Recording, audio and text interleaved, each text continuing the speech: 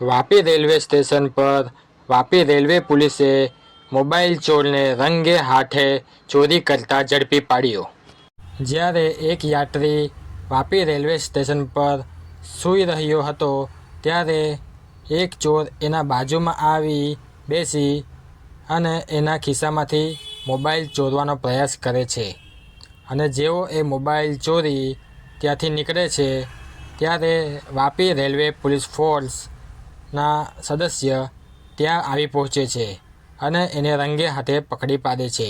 તમે આ વિડીયોમાં જોઈ શકો છો કે ચોર ચોરી કરીને જઈ રહ્યો છે અને આ પાછળથી હવે આવી રહ્યા છે વાપી રેલવે પોલીસ ફોર્સના સદસ્ય અને ચોરને રંગે હાથે પકડી પાડે છે અને ચોરના પ્લાનને નિષ્ફળ બનાવવામાં આવે છે અને ચોરના ઉપર આગળની કાર્યવાહી કરવામાં આવી રહી છે। વાપી રેલવે પોલીસની આવી સતર્કતા અને જાગૃતતા માટે વાપી રેલવે પોલીસ ફોર્સને ખૂબ ખૂબ ધન્યવાદ। આવા જ વધુ સમાચાર જોવા માટે અમારા ચેનલને સબસ્ક્રાઈબ કરો અને વિડીયોને લાઈક કરો અને શેર કરો।